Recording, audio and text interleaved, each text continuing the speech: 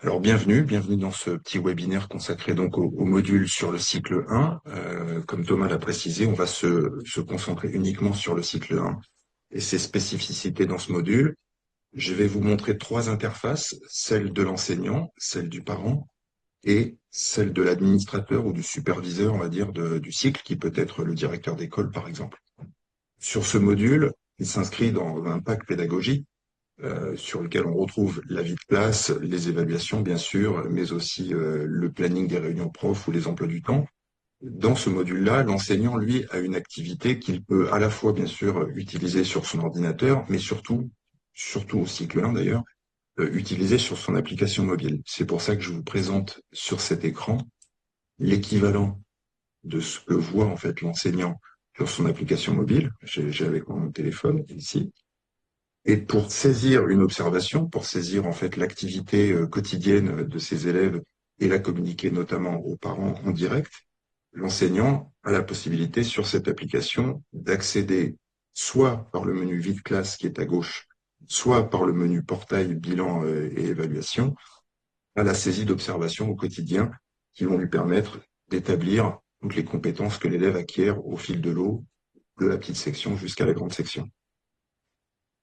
On va passer directement sur le module vide classe pour vous montrer la simplicité d'usage de l'outil, parce que, comme souvent, Educa cherche d'abord à faire des outils ergonomiquement simples d'usage et rapides à utiliser en classe. En maternelle, ça pose d'autres questions, puisque l'enseignant est sans cesse soit sur une classe, soit sur un élève, soit sur un îlot d'élèves, en train de montrer les travaux des élèves pour les stocker et éventuellement les publier sur le carnet des apprentissages, le carnet des réussites.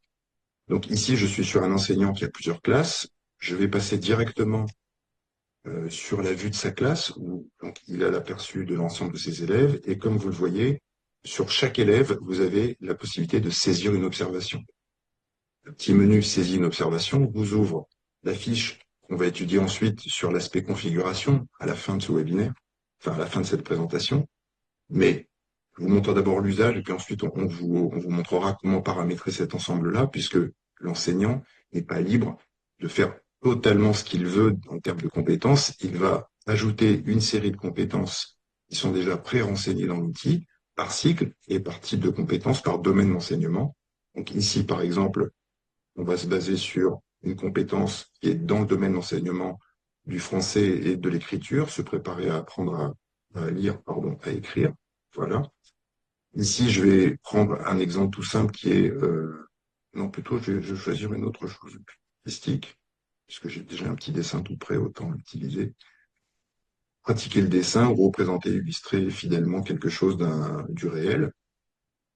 Je choisis en tant qu'enseignant donc l'icône qui apparaîtra sur le carnet de réussite de l'enfant pour qualifier ce que je vais lui faire faire. Donc ici, je vais prendre l'icône du dessin qui se trouve juste devant moi, c'est le premier. Et surtout, ce qui est bien pratique avec un smartphone ou avec une tablette, puisqu'on peut aussi l'utiliser sur une tablette, c'est que je vais prendre directement la photo du travail de l'élève, ici, un joli travail, qui consiste à représenter à maison l'arbre. اختنا باللامين عبالك عندي بروبليم ما باليش مانيش نسمع جي ان بروبليم Pardonnez-moi, دابا عاودو بعثوا لك شغل راني دايره S'il vous الاخر plaît, خلطت est-ce que vous فيه s'il vous pourriez plaît, couper votre s'il vous plaît, est-ce micro? que vous pouviez, قول voilà, couper votre كاين micro? الجمال يقدر Mounia, يشوف Mounia, si vous آه. m'entendez, est-ce que vous pouvez couper le micro? C'est Merci bon, beaucoup. Stéphane, j'ai coupé le micro. Voilà. Donc, petite interruption, mais pour simplement vous montrer que donc, depuis le smartphone, j'ai pris la photo ou plusieurs photos de la réalisation de l'élève. Je peux du coup enregistrer directement cette information en mettant simplement réaliser la représentation de la maison. Voilà. Je peux ou pas rajouter une observation directement. Je peux tout de suite le placer comme un brouillon pour ne pas publier directement cette observation qui est incomplète. Je choisis ou pas d'inclure cette observation parce que je peux bien sûr faire 10 fois la même observation et choisir uniquement la 10e pour l'inclure dans le carnet de suivi des apprentissages. En tant qu'enseignant, je peux aussi, si c'est une observation de groupe, ajouter plusieurs élèves pour le même dessin, la même photo et le même travail réalisé sur un îlot de 4 ou 5 élèves, par exemple. Et une fois que j'ai constitué tout ça assez rapidement, je l'enregistre. Je continue à regarder si éventuellement j'ai un choix entre dupliquer cette observation pour l'appliquer à un autre élève, auquel cas je vais directement dupliquer la chose, il va me créer une copie et je vais pouvoir hop, remettre un autre commentaire et un autre titre et continuer ainsi. Ou quitter cette page, revenir directement sur ma vue, reviens sur ma vue vide classe et passer à un autre type d'observation. Ce qui m'intéresse ici sur le téléphone, c'est que j'ai bien sûr stocké un certain nombre d'observations ici dans mes menus. Ils sont là en attente. Mais en tant qu'enseignant, je ne vais pas les traiter sur mon smartphone. Je vais plutôt les traiter sur mon application que je vais vous réafficher tout de suite. Si je la retrouve, ça c'est celle du parent. Voilà. C'est celle de l'enseignant. Donc je vais revenir un peu plus tard avec l'ensemble des photos que j'ai prises sur mes différentes observations qui sont en attente. Et je vais décider de revenir éventuellement modifier cette observation qui était incomplète, mettre un texte de commentaire ici. Théo a représenté en deux dimensions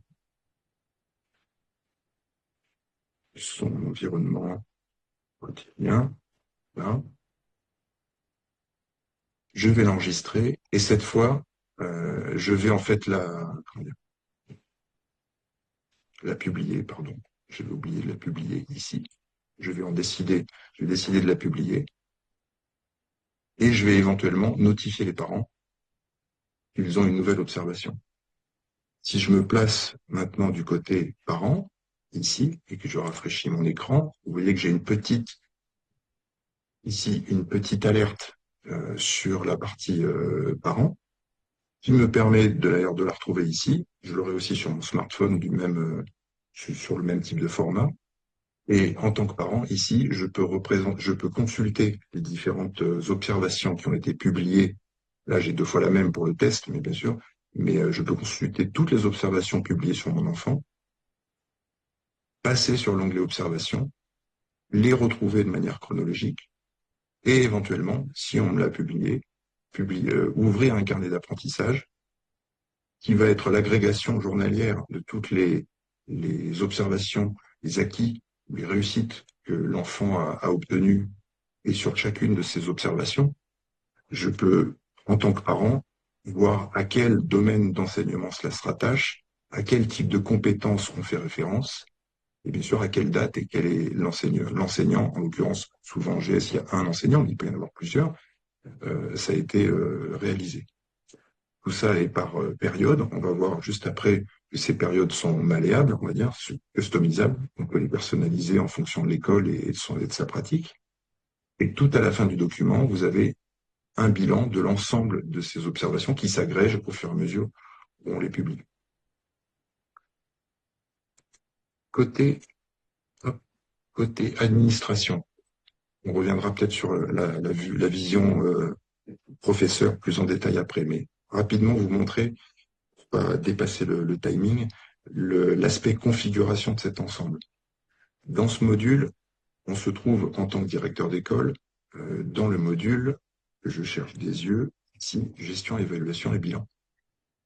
Ici, l'école a tous les paramétrages nécessaires pour configurer l'ensemble de ce système avec déjà un certain nombre de paramètres de référentiels pré-renseignés par Educa qui sont conformes au bulletin de l'éducation nationale, au bulletin officiel.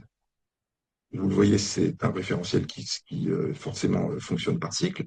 Ici, là, c'est un tableau de bord qui vous permet très rapidement de savoir quels sont les bulletins émis, quelles sont les dernières évaluations produites par vos enseignants. Vous pouvez à chaque fois d'ailleurs arriver directement sur l'observation en partant de cet écran. Et puis en dessous, vous avez tout un certain nombre de menus qui sont dédiés au référencement, notamment, si on commence par le haut, si je puis dire, le domaine de connaissances qui sera l'aboutissement de l'ensemble de ces observations qui vont rejoindre un bilan qui sera associé à ce socle de connaissances qui est normé. En dessous, des compétences qui sont issues de l'éducation nationale, du bulletin officiel de l'éducation nationale qui est du cas à retravailler pour vous les pré-renseigner ici. À chacune de ces règles, de compétences, on a associé dans ce programme des disciplines ou des domaines d'enseignement au cycle 1. Ici, par exemple, acquérir le langage oral vous permet de faire correspondre ce domaine-là à une matière enseignée dans l'emploi du temps de l'élève, qui elle-même a sa correspondance avec des catégories d'observation, ces observations ayant donc du coup en détail les différentes compétences que l'on veut évaluer auprès de l'élève. Ce référentiel-là qui vous est fourni, lui, il est complètement personnalisable par l'école. Il peut changer totalement la dénomination de ces compétences ou de ces catégories, il peut en rajouter ou en supprimer. Bien sûr, plus vous personnalisez ce référentiel, plus vous vous écartez de la norme qu'on vous a fournie, qui est le plus conforme possible au dernier bulletin en cours. Pour que l'ensemble du système fonctionne, il faut bien sûr avoir pensé à utiliser les matières enseignées qu'on va faire matcher avec les compétences. Ces matières en cycle 1, on est plutôt sur des sous-matières ou des domaines d'enseignement comme acquérir le langage, se préparer à lire. À la différence du cycle 2, vous voyez cette répartition en matière et sous-matière. Ici, on a attaqué directement ce référentiel de cette manière-là. Notez que en bas, dans le paramétrage global, vous avez défini dans un autre menu qui est celui de la structure, quels sont les niveaux scolaires que vous regroupez dans le cycle 1, si vous voulez englober ou pas, par exemple, la toute petite section dans certaines écoles. Et puis, si vous décidez de mettre un référent qui peut être un enseignant sur le cycle, ici j'avais mis le même enseignant que celui que je vous ai montré précédemment, ce qui fait que cet enseignant peut à la fois gérer ses propres observations sur sa classe et en même temps, éventuellement intervenir sur les observations qui ont été faites sur des élèves sur les autres classes du niveau du cycle 1. Il ne va pas publier à la place des enseignants les bulletins ou créer des observations à la place des autres, mais il peut au moins avoir une vision globale de tout ce qui se fait si on le nomme référent de l'ensemble. Donc voilà l'ensemble. Bien sûr, en prérequis, vous devez avoir des enseignants affectés à des classes. Ça se situe sur un autre menu qui est au niveau du menu structure scolaire que vous connaissez déjà, où vous allez retrouver vos listes de classes et vous allez retrouver votre grande section avec les différents enseignants qui sont associés. Et ce que je vous disais sur le cycle, c'est bien au niveau du cycle ici que vous avez paramétré l'ensemble ici. Toujours dans le module gestion et bilan, que fait le directeur, lui, en supervisant l'ensemble? Il a accès en cycle 1 à deux menus particuliers. L'un, c'est une vision panoramique de l'ensemble des observations qui sont posées sur les enfants par classe et donc par élève. Il peut intervenir à chaque fois en rentrant sur l'observation. Et une fois qu'il a cette vision chronologique et journalière de ce qui se fait, il peut aussi décider, c'est même d'ailleurs lui seul qui en a la capacité, de publier certains ou totalité à des périodes données, des bulletins qui peuvent être trimestriels ou annuels. Ce qui me fait penser que je ne vous ai pas montré un point de paramétrage important avant de vous montrer cette publication, c'est la notion de période où en fait en cycle 1, pour l'instant, on vous a proposé ici dans cet outil une période pré-renseignée annuelle. On estime que sur le cycle 1, en fait, par année, on fonctionnerait de cette façon-là pour publier les carnets de suivi des apprentissages. Vous pouvez en réalité dupliquer cette période ou la fractionner, comme on l'a fait sur l'élémentaire, en semestre ou en trimestre. C'est l'école qui décide en fait de sa manière de fonctionner en termes de période, mais c'est elle qui le paramètre. On fournit juste un paramétrage de base. Donc je reviens au niveau des périodes et de leur lien avec la publication des bulletins. Si vous êtes ici, par exemple, en train de décider de publier les bulletins de la grande section, celui qui a cette supervision voit déjà, en cliquant ici, par rapport au nombre d'élèves, le nombre de bulletins qui ont été générés ou qui restent à générer. Il peut les télécharger. Il a donc une vision assez rapide du contenu des bulletins. Ici, ils sont bien sûr un peu vides, que ce sont des bulletins de test, mais on va retrouver ce que le parent voit de son côté. En fait, la nuance entre le bulletin consultable en permanence et le bulletin publié, c'est que le bulletin publié est une sorte de photographie arrêter à une date donnée pour le transmettre, éventuellement le télécharger ou en faire un autre usage. Vous pouvez effacer tous les bulletins et recommencer leur publication. Surtout, ce qui est intéressant, c'est que quand vous allez générer les nouveaux bulletins, je vais reprendre toujours mes deux élèves, et je vais écraser mes bulletins précédents. Quand je génère ces deux bulletins, je peux immédiatement les transmettre par le système d'envoi de mail ou d'envoi de notification aux parents, ce qui est quand même très pratique ici. C'est cette facilité pour communiquer tous les bulletins instantanément aux parents, soit par un envoi de mail qui va introduire une pièce jointe dans le mail lui-même, soit par une simple notification et le parent devra se connecter, soit par la messagerie interne, qui est un module récemment vers dans notre plateforme qui permet de communiquer entre parents et professeurs directement sans sortir de l'application Educa par une messagerie totalement interne où le parent peut éventuellement rediriger le message vers sa propre adresse privée hors Educa.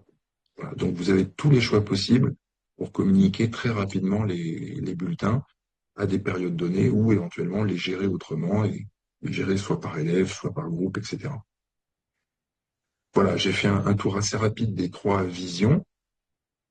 Marc, est-ce que tu souhaites ajouter quelque chose que je n'aurais pas montré sur la saisie? Ou est-ce qu'on prend directement les questions, puisqu'il est 10h20? On peut passer aux questions. J'étais en train de répondre par écrit. D'accord. J'ai plusieurs fois, d'ailleurs, on pourrait peut-être s'attarder sur les différences qu'il y a entre l'approche maternelle et l'approche cycle 2, cycle 3, cycle 4. Mhm. Donc, pourquoi en fait on a développé un module pour la maternelle? C'est parce que c'est un fonctionnement particulier, puisque c'est quand l'élève fait un exploit, j'aime bien le terme exploit, quand l'élève fait un exploit, et on peut de manière individuelle notifier à quel instant il a acquis cette compétence. Contrairement à cycle 2, cycle 3 et cycle 4, où il y a des évaluations et on évalue tous les élèves de manière enfin, ensemble. Il y a la question qu'il y a eu plusieurs fois, c'est est-ce qu'on peut, en gros, dire acquis, presque acquis sur une compétence. Nous, on a fait le choix pour la maternelle aujourd'hui non, en fait, on considère que c'est acquis et on a même eu des demandes de clients qui nous demandent de ne plus proposer les compétences qui ont déjà été acquises. Donc c'est en gros, ça c'est fait, hop, et après on propose que les compétences qui restent à acquérir. Alors j'entends les demandes, il faudrait qu'on y réfléchisse, mais ça voudrait dire de faire comme pour les autres cycles, mettre une échelle d'évaluation et c'est à réfléchir. Pour l'instant, c'est pas notre approche. Voilà. Je peux embrayer peut-être sur les autres questions qu'il y a dans Oui. dans le chat, et puis derrière Stéphane et Marc, vous répondrez en fonction. Donc les questions auxquelles Marc a déjà répondu, je vais les sauter et vous pourrez en reposer d'autres à la suite. Je vais partager celles qui n'ont pas été répondues. On a une question de Mounia qui demande si les familles peuvent consulter les observations des questions saisies ou est-ce que l'enseignant contrôle la publication dans le carnet de suivi. On peut Alors, avoir l'enseignant, quand il n'a pas publié, comme ici, en fait, cette observation, l'observation n'est pas visible par le parent.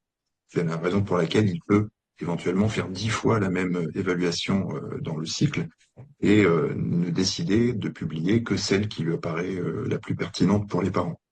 Du coup, les observations seront quand même stockées. Celles qui ne sont pas publiées sont toujours dans la main de l'enseignant s'il veut les reconsulter, mais le parent ne verra que celles qui ont été publiées et donc les commentaires qui sont associés. Ok, on a une question de Patrice qui demande comment cela se passe d'une année à l'autre, mais si le système garde les acquis d'une année sur l'autre. Alors, Marc, tu veux répondre sur l'aspect cycle? là, enfin, donc, quand on génère le bulletin, ça reste sur le portail parent et Educa est multi-annuel. Donc, on historise tous ces bulletins. Après, donc si on développe la fonctionnalité de ne pas reproposer une compétence qui a déjà été acquise, la logique serait de raisonner effectivement sur le cycle entier, c'est-à-dire sur les 3 ou 4 ans si on compte la très petite section. Donc on raisonnerait dans ce cas-là en cycle et en multi-année. Et puis pour compléter ce que dit Marc, nous aurons dans la prochaine version de cette application, de ce module, aussi la possibilité d'avoir une synthèse des acquis en fin de cycle 1. On n'a pas encore ici, puisqu'ici, en fait, on cumule le carnet de suivi, mais peut-être le même si on décide d'agréger l'ensemble, mais vraisemblablement, on aura une synthèse qui n'aura pas forcément la même forme que le carnet de suivi, qui sera, comme son nom l'indique, plus ramassé, plus condensé, avec des champs d'observation que les enseignants pourront saisir, notamment pour l'accueil de l'élève en CP, où l'enseignant qui va accueillir l'enfant a besoin d'un condensé, sans doute, de tout ce qui a été constaté sur les compétences de l'enfant. Mais ça, c'est une version Merci qui est pas encore Stéphane. livrée. On a une question de Françoise qui demande quelles sont les possibilités de traduction des compétences dans la langue du pays où est situé l'établissement. Il y a eu beaucoup de questions. J'ai vu, pour le cycle 2 et 3, c'était aussi les mêmes questions. Donc c'est possible, vous avez la main sur le référentiel de compétences, hein, donc vous pouvez créer vous-même vos compétences. Vous pouvez laisser à l'enseignant la possibilité aussi, lui, de créer ses compétences. C'est à vous de décider, et à ce moment-là, vous pouvez les mettre dans des langues différentes. Après, il y a plusieurs demandes en fait à travers ça. C'est que parfois, on a des parents qui ne sont pas, par exemple, qui ne sont pas francophones et on aimerait que le bulletin soit dans une autre langue. Et bon, là, on est en train de réfléchir, savoir si on pourrait peut-être proposer une traduction automatique, mais c'est pas si simple et enfin, faut que ça soit rigoureux. Donc du coup, voilà, on a entendu ces demandes, hein, c'est pas la première fois, et on réfléchit, savoir si on pourrait apporter une solution un peu technique et innovante. Ok, on a une question de Patrice, du coup, qui avait déjà posé une question. Je pense que c'est un petit peu une suite à cette première question, qui demande si pour l'instant, il n'y a pas d'échelle, et si c'est juste acquis ou non acquis. C'est ça, Stéphane? Marc, Oui, pardon. sur le cycle 1, c'est une observation. Mais Marc me confirmera si je me trompe, hein, mais me contredira si je me trompe. Mais contrairement au cycle 2 et 3, sur le cycle 1, on est dans l'observation. Et donc, il n'y a pas d'échelle qui dit en cours d'acquisition, acquis, bientôt acquis ou parfaitement acquis. C'est simplement la constatation d'une réussite ou d'une pratique qu'on rapporte à une compétence. Après, Ok, c'est noté. il y a toujours l'appréciation qui permet de dire, De nuancer. de nuancer. Mais Je vois bien les autres questions qui arrivent un petit peu plus bas, notamment sur les questions en langue arabe. On va y arriver. Je fais juste les questions dans l'ordre dans lesquels elles viennent pour que tout le monde puisse avoir une réponse à ces questions. Et du coup, il y avait une deuxième question de Patrice qui faisait suite à la première que je vous ai énoncée, qui était: est-ce que le fait de remplir le carnet de réussite permet de remplir automatiquement le bilan de fin de grande section, qui est un document obligatoire? c'est l'idée. Que ce soit pour les autres cycles ou pour le cycle 1, va développer d'ici la fin de l'année un bulletin de fin de cycle. Ok, c'est noté. Merci Marc. Du coup, on a une autre question après de Mounia de nouveau qui demande quelles sont les meilleures méthodes pour faire des évaluations, je pense, en maternelle qui respectent le rythme et les besoins des enfants sans les stresser. Alors bon, ça sort peut-être un petit peu du Oui, de périmètre nouveau. d'Educa. Je ne sais pas si on a des recommandations à faire à ce niveau-là. En tout cas, on fournit un logiciel qui permet de faire des évaluations un petit peu plus soft pour les enfants en maternelle. Je sais pas En fait, si vous voulez simplement ajouter quelque chose, Stéphane, Marc, mais... on peut ajouter peut-être en tant qu'éditeur, c'est que ce que l'on cherche à faire à travers notamment l'usage de l'application mobile sur un smartphone ou sur une tablette, c'est justement déstresser l'ensemble de l'activité pour que l'enseignant, au rythme où il le peut, soit photographie tous les travaux dont il a besoin et saisisse les évaluations plus tard sur son ordinateur le soir ou après le cours, soit le fasse en direct quand il s'agit d'un petit îlot de 4 élèves autour d'une table et il y a des travaux qui tournent au sein de la classe. Il peut très bien stocker toutes les images sans créer les évaluations, ou au contraire le faire comme il le sent si il a toutes les infos pour le faire immédiatement. Je pense que le stress des enfants vient parfois aussi du stress de l'enseignant qui a besoin en fait de produire des choses à un certain temps. Et là, l'application lui permet de se détacher un petit peu des contraintes qu'il aurait pu avoir sur une saisie de fichiers Excel, de la prise de notes ou je ne sais quoi, quand on n'avait pas cette appli mobile. Merci Stéphane. Enfin, on arrive aux questions donc, sur la langue arabe. Donc, on a une question de CLW qui demande s'il est possible de saisir directement les appréciations en arabe et est-ce que le PDF généré prend en compte la saisie, donc j'imagine la saisie en arabe. Alors, le CLW donne un petit peu de contexte. Il ne s'agit pas d'une traduction, mais d'apprentissage du programme libanais.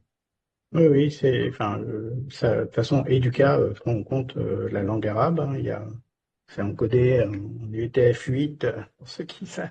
Donc ça prend tous les caractères et il n'y a pas de souci avec ça. On peut écrire en arabe, en mandarin. Tous les caractères sont reconnus et sont imprimables. Il y a un complément à ce Merci. que dit Marc, Thomas, c'est que je crois déceler quand elle dit que ça vient du programme libanais, ça veut dire qu'en fait, elle peut aussi créer le programme existant comme on le voit à l'écran et créer ses propres référentiels de compétences et matières propres au programme libanais qui ne sont pas la copie conforme, bien sûr, du programme français. Elle est libre de s'en écarter et d'avoir plusieurs référentiels dans son cycle. Merci Stéphane. Je remonte un petit peu parce qu'il y a une ou deux questions auxquelles on n'avait pas répondu, auxquelles Marc n'avait pas pu répondre par écrit. Une question d'Olivia qui demandait est-ce que les bulletins indiquent uniquement les compétences acquises ou validées? Oui, oui, pour l'instant, c'est l'approche qui a été adoptée. Ce qu'on disait avant, c'est Approche positive, voilà. approche Puis, constructive oui, et puis dans une positive. sorte de suivi. Oui. On n'est pas trop dans l'approche, voilà, cycle 2, cycle 3, où c'est plus un mode d'évaluation. C'est juste de dire à cet instant T, il y a eu une réussite. Et Ok. d'ailleurs, on le voit sur les questions qui sont ici, dans les compétences qui sont évaluées. Si une compétence n'est pas évaluée, bien sûr, elle ne va pas apparaître comme vide dans le carnet. On ne publie que ce qu'on décide de publier, et avec la nuance que disait Marc tout à l'heure sur la réussite ou pas de l'élève. Oui, c'est bien un carnet de réussite, oui. Donc je pense qu'on a fait un petit peu le tour des questions par écrit. On a CLW donc, qui parlait tout à l'heure du programme libanais qui faisait suite à sa question qui demandait si donc on pouvait créer un nouveau domaine de compétences. La réponse c'est bien oui, hein, Marc et Stéphane. Oui, Absolument. oui. Ouais, Euh, Très Ici, en fait, bien, vous je avez à fais. l'écran, Thomas, en fait, juste pour te montrer, ici, vous avez à l'écran, en fait, la possibilité d'importer les référentiels qu'on met à disposition. D'accord? Donc, en fait, soit ici, on importe les choses telles que Educa les fournit, soit, en fait, le créateur du programme, si je puis dire, l'école, crée son propre ensemble de références. Ils vont jusqu'à créer, bien sûr, le plus fin, c'est-à-dire les compétences, les catégories, etc. Ok, merci beaucoup Stéphane. Je crois pas qu'il y ait d'autres questions. Je vais moi poser une question parce que je sais que en l'occurrence Mounia par exemple et Patrice ont posé pas mal de questions. Est-ce qu'on a bien répondu à vos questions? On n'est pas passé à côté. Est-ce que vous avez peut-être d'autres questions? Sinon, vous pouvez d'ailleurs les poser à l'oral, hein. Je pense que là vous êtes tous en mode silencieux, en mute par défaut, mais vous pouvez vous unmute et poser vos questions directement. Ok, bon, On ne c'est vous a parfait pas pour montré Patrice pour et aller Mounia. vite, Thomas, ce qu'on ne vous a pas montré pour aller vite, c'était aussi que la maquette du carnet de réussite, elle est totalement personnalisable par l'école. D'accord? C'est ici une maquette type qu'on a mise en place. Et en fait, c'est un outil très simple qui permet par bloc d'insérer différents champs et de composer directement le carnet de réussite qui correspond à l'école et pas forcément le standard. On a une question supplémentaire qui vient de CW qui demande si on peut importer un domaine de compétences préétabli et le compléter, le cas échéant. Alors, le format d'import, c'est un fichier XML. C'est peut-être pas le plus simple à générer, mais ce qui est possible, c'est à partir d'un fichier texte, il y a une saisie rapide. Vous pouvez faire des copier-coller et ça crée automatiquement toute une liste de compétences. Donc ça va, au final, ça va assez vite. Après aussi, puisqu'on est tous là, et je vois par exemple qu'il y en a plusieurs du Liban, c'est possible aussi de créer, comment dire, de partager des référentiels de compétences entre les utilisateurs d'Educa, et on peut aussi, on peut les exporter, les réimporter d'un Educa à un autre. Si vous voulez créer un peu une sorte de communauté éducative, c'est possible aussi. Merci Marc. On a une question supplémentaire de Mounia qui demande quelles sont les fonctionnalités dans la plateforme Educa pour partager facilement les résultats des évaluations avec les parents et les équipes enseignantes. Bon, il faut regarder la vue par an, Stéphane. Oui, Et en fait, voilà. la vue parent, elle est d'une simplicité désarmante. La vue parent, en fait, c'est bien sûr sans cesse reporté sur la vie de classe de ses élèves, de ses enfants. Et donc la vue parent, elle est double. D'une part, un journal qui te montre au quotidien toutes les publications que l'enseignant décide de partager, bien sûr pas les brouillons, pas les choses qui sont en cours de modification, et un onglet observation par élève, donc, qui résume à la fois l'ensemble de ce qui a été fait et le carnet fameux d'apprentissage qui concatène tout ça sur un document PDF. Si le parent, pardon, veut rentrer un peu plus profondément dans une fiche d'observation, il aura une description plus ou moins longue qu'a mise l'enseignant. Il saura bien sûr qui l'a pratiqué, à quelle référence de compétence ça fait, à quelle, pardon, compétence ça fait référence, et la série des photos, vous voyez, je dessine mal, qu'il aura associé à cette observation. Donc, pour un parent, rien de plus simple que de consulter ça ou de recevoir éventuellement une notification ou un mail de la part de l'enseignant. Entre enseignants, si les enseignants en fait sont sur la même classe, le même groupe classe, la même équipe, forcément ils vont partager les mêmes élèves et les mêmes observations. S'ils sont sur des classes différentes et qui ne sont pas référents du cycle, ils ne pourront pas aller voir, en tout cas dans ce que je vois aujourd'hui, ils ne pourront pas aller voir les observations posées sur d'autres élèves de classes avec lesquels ils n'ont pas de lien. Donc, éventuellement, si vous devez partager les choses, c'est peut-être pas par ce mode-là qu'il faudra le faire. Mais a priori, le référent du cycle, lui, bien sûr, peut tout voir. Il y avait une question complémentaire sur les enseignants qui demandait si on pouvait former les enseignants. Marc, en fait, sur la partie formation. Oui, on peut former les enseignants, les administrateurs d'Educa. Oui. C'est ce qu'on fait régulièrement. Le module en fait est disponible de manière différente. Il est disponible en ce qu'on appelle un standalone où il va falloir un petit peu plus se débrouiller et on paye uniquement la licence si vous voulez. Et puis on a un autre système qui est le système où on paye la licence pour ce module plus de la formation. Et évidemment, les professeurs sont les bienvenus et je pense doivent même se joindre à ce type de formation pour être sûr de bien utiliser le module et le prendre en main. Comme l'a dit Stéphane, c'est un module, ceci dit, qui est très simple et qui se veut très simple. Donc la prise en main est facile. Moi, j'aime beaucoup l'aspect supervision du directeur dans ce module, qui en permanence peut revenir voir l'ensemble des travaux de ses collègues et en même temps peut intervenir s'il le faut sur des observations qui ont été rédigées par ses collègues enseignants, qui lui donnent à la fois de la rapidité et de la souplesse dans l'organisation de son équipe. Et en même temps, bien sûr, c'est lui qui décide de communiquer par mail ou par notification avec l'ensemble des parents à des dates données, des fins de trimestre ou des fins d'année. Dans les évolutions prévues aussi, c'est de pouvoir aussi extraire toutes ces données d'évaluation pour pouvoir faire des statistiques. Ça aussi, ça a été une demande récurrente, donc c'est ce qui est prévu aussi de faire.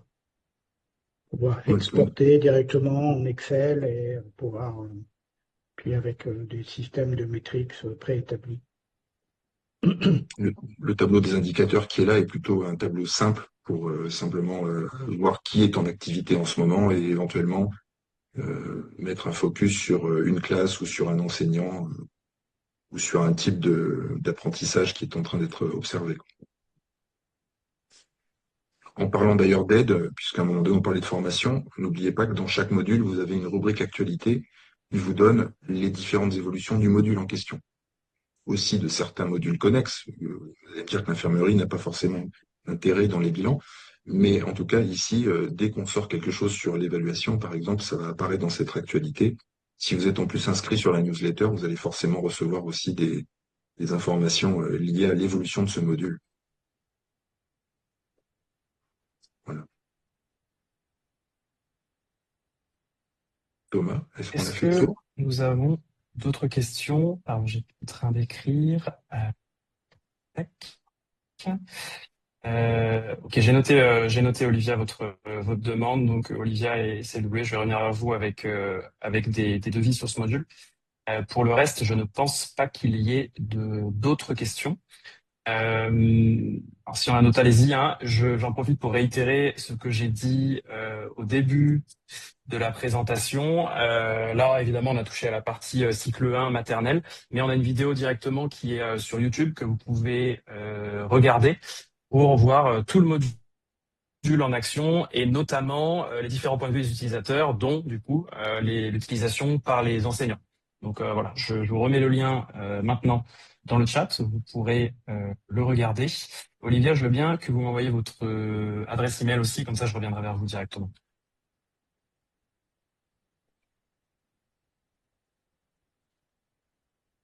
Hop, ou si jamais vous l'avez pas là, je vais la retrouver dans la liste des inscrits, il n'y a pas de problème. Voilà, merci.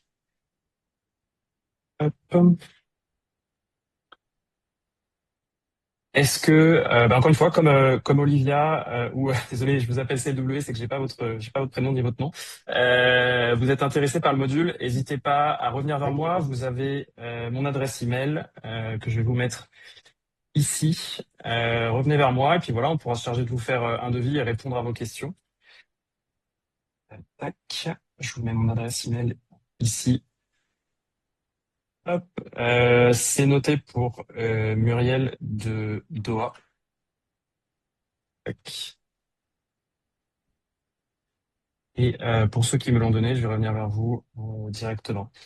Mais s'il n'y a pas d'autres questions, je pense qu'on va pouvoir mettre fin à ce webinaire. Je vous remercie à tous pour votre temps et votre attention. Et puis, voilà, j'ai plus qu'à vous souhaiter une très bonne journée, un bon mercredi. Stéphane, Marc, si vous avez des derniers mots, allez-y, mais pour moi, c'est bon.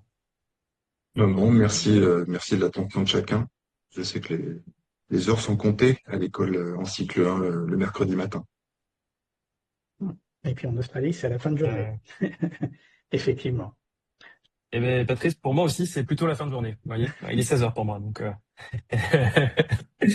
À bientôt. Et Merci. pour Armel, Voilà, et pour merci à Armel tous. aussi. Merci. Ouais, très bonne journée, très bonne matinée. Voilà, en fonction ou soirée, en fonction. À très bientôt. Au revoir.